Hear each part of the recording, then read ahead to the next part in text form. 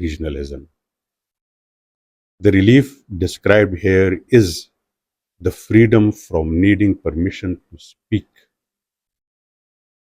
The writer is no longer bound by an obligation to validate a specific group's narrative or conform to a particular linguistic community's aesthetic boundaries.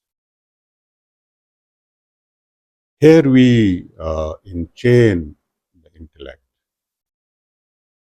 or we enter into some sort of herd instinct, a victim instinct, I will say, that particular community, instead of transcending themselves in thought and in the process, they are bound together and they start thinking that they are being victimized by some other group, the dominant group in their perception. And in most of the cases, the fact is that it is not any fault of the dominant group. I had just been reading that the Native Americans had been enfranchised in 18 in 1924, not 1824, 1924. That's very recent.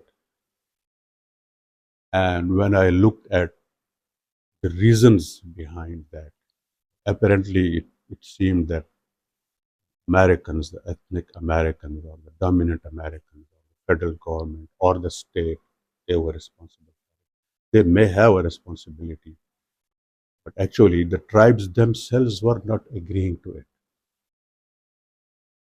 They were thinking that they would be losing their sovereignty.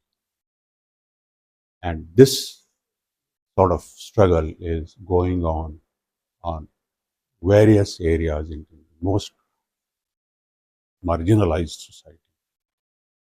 If you want to penetrate a society, if you want to develop a society, you face quite a resistance because that society is in a collective comfort zone. They don't want to improve, they don't want to grow. And those who are representing that society, they reinforce that feeling. They just become leaders of that. I had just heard some politician saying that those who are living in the far districts of Sindh in Thar, they don't need AI. Why they don't need AI? If AI reaches there, they will be much more aware of that. So it is multiple, uh, I will say, fanged in a way that they neither grow themselves, they don't allow others to, and those who are in power, those who are elites, those who are representing them, they are telling them to be like that because it gives them the leverage. So a Pashtun, if he is not a backward Pashtun, if he is not living in the hill, if he is not involved in that kind of a trade, which still they don't understand, then who will be doing politics? If we are talking of any other community, so if they are not like that, if